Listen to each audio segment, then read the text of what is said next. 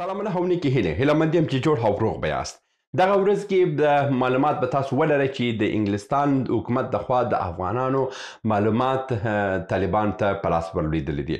نو په دغه ورځ کې ډېر اروپایانو ډېر نړیواله میډیا په همدغه باندې اخته ده چې د انګلستان هیواد معلومات طالبانو ته په لاس ورلوېدلي دي او هر ورځ کې راپورونه به نشریږي چې د دوی حالات به څنګه سي، د دوی ژوند به څه په خطر کې ولري، دا وسي او دا وسي او دا وسي. نن په دغه ویډیو کې تاسو ته وایم چې ولې دا کارونه کیږي، ولې یو داسې هیواد چې دومره قوي هیواد دی دوی دا ټوله معلومات دې واخلي او په ایمیل کې دې هغه یو چا ته په لاس ورکړي او هغه دې یو طالب ته په لاس ورکړي. دا یو لوی سناریو ده، دا یو پټ پلان دی او دا په دې ډول باندې زیاتره طالبان د طالبانو پلویان په دې امید دي چې یاره دا د طالب زور ښکاره کوي. نه، دا په اصل کې یو دام دی. نن په دغه ویډیو کې تاسو دغه ټول موضوع تشریح کوم چې دا څه ډول دامونه دي او موږ باید سره کم د دې څخه ځانونه وساتو. زه پر موضوع باندې خبرې کوو او تر اضافي خبرې تېرېږو. تر هر څه وړاندې ډېر هیوادوال په همدغه پوښتنې په ټیک ټاکو کې هم درلودله چې وروره موږ سره کم کولی شو چې خپل معلومات معلوم کړو چې زموږ معلومات خو نشر سوي نه دي. هر هغه ورور چې غواړي چې خپل معلومات وګوري چې زموږ معلومات خو نشر سوي نه دي په نړیوالو په ویب سایټو کې د انګلستان چې کوم ویب سایټونه ویلي دي چې زموږ معلومات په هغه ویب سایټو کې نشر سوي نه وي، یا د طالبانو لاسته رسېدلي نه وي، یا په د ډارک ویب یعنې دغه ډارک ویب هغه خپله یو د جعلکارانو یو برخه ده چې په انټرنټ کې ده، په هغو کې لیدلی نه اوسي. دا څرنګه موږ پیدا کړو چې څرنګه موږ کولی سو. که غواړئ چې تاسو دا څه معلومات وکئ، هغه have I been pwned.com ته ولاړ شئ. دغه ویب سایټ ته چې ولاړئ دلته خپل ایمیل ادرس ورکوئ چې دغه ایمیل ادرس د طریقې تاسو ایمیل ادرس چې کوي چې تاسو معلومات خو نشر سوي نه دي. دا ویب سایټ زه دلته لیکم، هغه تاسو وګورئ چې have I been pwned.com. دغه ویب سایټ ته تاسو چې ولاړ شئ او خپل ایمیل ادرس ورکړئ. دغه ایمیل ادرس چې مو ورکړلو بس په همدغه ویب سایټ باندې چیک ووایئ او دا ویب سایټ تاسو ته ستاسو ټول ایمیلونه معلوموي چې وروره ستا معلومات څومره ځایونو څخه لیک سوي دي. د مثال په ډول باندې ما یو ایمیل ادرس ورکړو او ویلي دي چې ستاسو ډیټا د 22 سایټو څخه دا لیک سوي دي. دلته هم ټوله ویب سایټونه تاسو ته وایي. د مثال په ډول باندې دلته ټول ویب سایټونه تاسو ته بیانوي چې په کوم کال کې ستاسو کوم معلومات لیک سوي دي. دا ویلې په 2023 کې د ټویټر څخه هم ستاسو معلومات لیک سوي دي.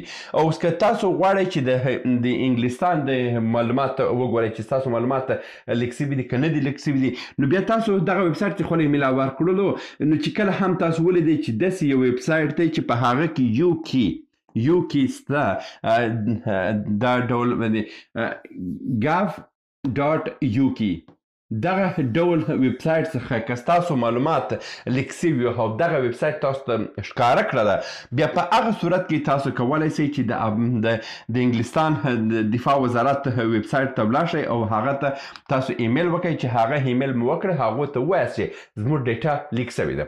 اوس چې دا ډیټا لیک سوې ده، بیا انګلستان بیا تاسو ته څه کوي؟ انګلستان ویلي دي چې موږ جرمانه تحویلوو چې د $10,000 څخه د $10,000 پاونډ څخه شروع تر $20,000 پاونډ پورې دوی جریمه ورکوي چې کوم کسان ډیټا لیک سوي وسي.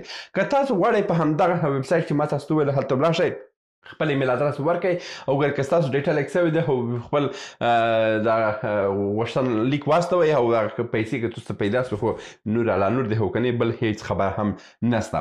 اوس خبره دا ده چې ولې د بعضې هیوادونه دا ډول پلانونه ترسره کوي، ولې دغه ډول دا څه ترسره کوي. دا په اصل کې دا یو د پروپاګنډا یو برخه ده چې دوی نړۍ ته ښکاره کړي چې تر اوسه پورې هم طالبان هلته خطر دی او هلته افغانان ځینې ویرې لري. یو کار که تاسو په یاد اوسي چې کله هم امریکایان ووتل هغه ورځ کې میدان ته ول راسه ټوله د بل د برق سره هم ووتله چې ځو امریکا ته. دغه یو وتل د ټولو افغانانو روحي حالت خراب کوي. او که بیا اوس راسو د دغه ایمیلونو د لیک په هکله باندې خبره وکړم، دغه د ایمیلونو لیک کېدل دغه چې د په حصر کې دا په ټول نړۍ کې د اوسني حاکمانو پر ضد باندې یو لوی پروپاګانډ روان دی چې دا خلک تر اوسه پورې هماغسې ظالمه وحشي او جابر خلک دي چې ټول افغانان ځینې ویرې لري. او بیا د څو افغانانو څخه هم مصاحبې واخیستلې چې ستاسو ډیټا لیک سوي ده، ته څه احساس کوو؟ ولا موږ د خطر احساس کوو، موږ دا احساس کوو. ګوره په افغانستان کې دا ډېر یو عادي موضوع ده چې زما ډیټا لیک سوي دي. زما ډیټا ولاکه په افغانستان کې څو خبره هم چې زما ډیټا څه شی ده. یعنې زما هغه دا څه خبره ویل ما څخه تپوس وکړ چې ډیټا برت د څه شی دی، ویل ما ورته دا خو ما هېڅ هم نه کېږي. نو اوس هم په افغانستان کې خو ټوله په جنوري کې پیدا شوي دي. یو تاریخ د تولد هم خبره. اوس په دې ملکو کې تاریخ د تولد چې دی د کلیزې د زیږندې تاریخ چې دی هغه ډېر حساس دی، ځکه چې په ډېر کارونه په هغه باندې کېږي. په افغانستان کې ته به باندې څه ورکوئ؟ یا طالب دې بیخي دا کاسې لیدلی اوسي چې ما انګلستان ته غوښتنلیک استولی چې ما واستو. طالب هغه خپله وایي چې په بلای چې تللی. نو دا بعضې موضوعات په میډیا کې ډېر قوي ښکاري، مګر په افغانستان کې دا ډېر عادي شی دی. په افغانستان کې دا اوس کې زما ډیټا د لیک چې بیخي ټوله طالبان دې هم خبره اوسي چې بیخي زما کورنۍ هم په افغانستان کې ده. زه هم دغه دی چې زړه مې وغواړي افغانستان ته هم ځم راځم. څه شی دا افغانان دپاره دا ډېر عادي شی دی، مګر دوی نن سبا د غټې کلکه نیولې ده چې بیخي فکر کوي چې خو دا په حصر کې د پروپاګانډا یو داسه دی. او د طالبان د طالب کسان په دې باندې خوشحاله دي چې ولا چې موږ د انګلستان معلومات ته لاسرسی پیدا کړی، زموږ شبکه دومره قوي ده.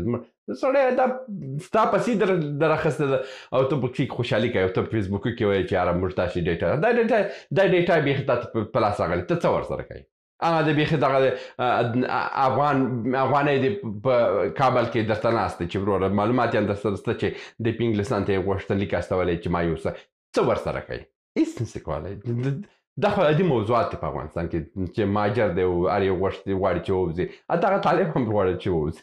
دا یو عادي موضوع ده په افغانستان کې. خو دا دی چې هغه ویب سایټ ته ولاړ شئ او خپل معلومات وګورئ. که ستاسو معلومات هم لیک سوي وه، د دفاع وزارت داسې ته ولاړ شئ، ویب سایټ ته ولاړ شئ، هلته ایمیل وکړئ او ورته ووایئ چې وروره موږ معلومات لیک سوي دي، موږ ته خطر دی او دا دی هغه دی. که وایس کې واخیستلی انګلستان ته یو ډله خو هم ښه خبره، که وانستو دا 8,000 تر 10,000 یورو هم که پاونډ هم که تاسو ته درکړه دا هم غټه خبره ده. پیسې دې ګټل دې وي ګټې. نو دا و د نن ورځې ویډیو هیله چې یو څه هم ترلاسه کړي تر بیا په الله سپارم. ښې چارې. سلامونه. موږ ډېر موضوعات جوړ کړي دي. که سیاسي موضوعات غواړئ ووینئ نو دلته کلیک کړئ، او که غواړئ اقتصادي موضوعات وګورئ نو دلته کلیک کړئ، او که غواړئ چې د تل لپاره راسره واوسئ نو دلته کلیک کړئ او چینل سبسکرایب کړئ. مننه.